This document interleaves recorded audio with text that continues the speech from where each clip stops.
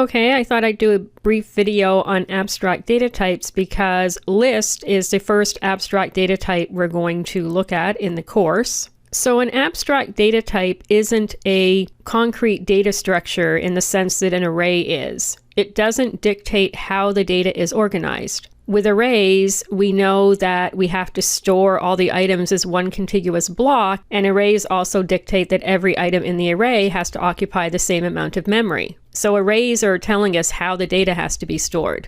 But lists don't do that. Lists are more of a conceptual idea, and they dictate the operations we can perform on the data set, not the items themselves. An abstract data type doesn't do something like say you can only multiply these items together. It's more that it dictates how we can access the items. Can we do random access? Can we get to the first item that we added? Can we get to the last item that we added? And so an abstract data type is more about behavior and what operations you can do. Now in Java, a concrete data structure like an array is usually a class. Arrays might actually be an exception to that. So you'll see as we go through the course and we look at other concrete data structures, there's usually a class for them in the JDK. When it comes to an abstract data type, normally those are interfaces, which makes sense, right? Because they're not telling you how to store the data. They're specifying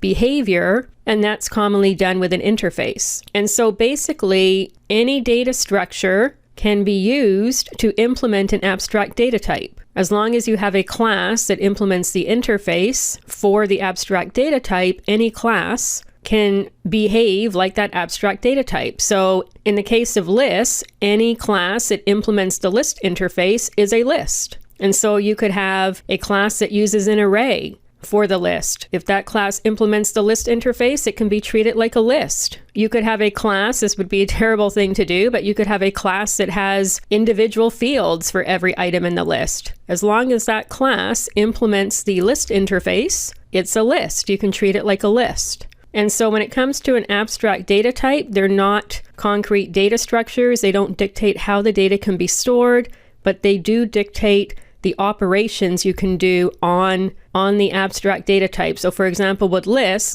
say, well, you can add an item, you can remove an item, you can get the index of an item, etc. But they don't say, and this is the way you have to store the items in the list. They don't say that. So now that we have some idea what an abstract data type is, let's move on to looking at lists in the JDK. I'll see you in the next video.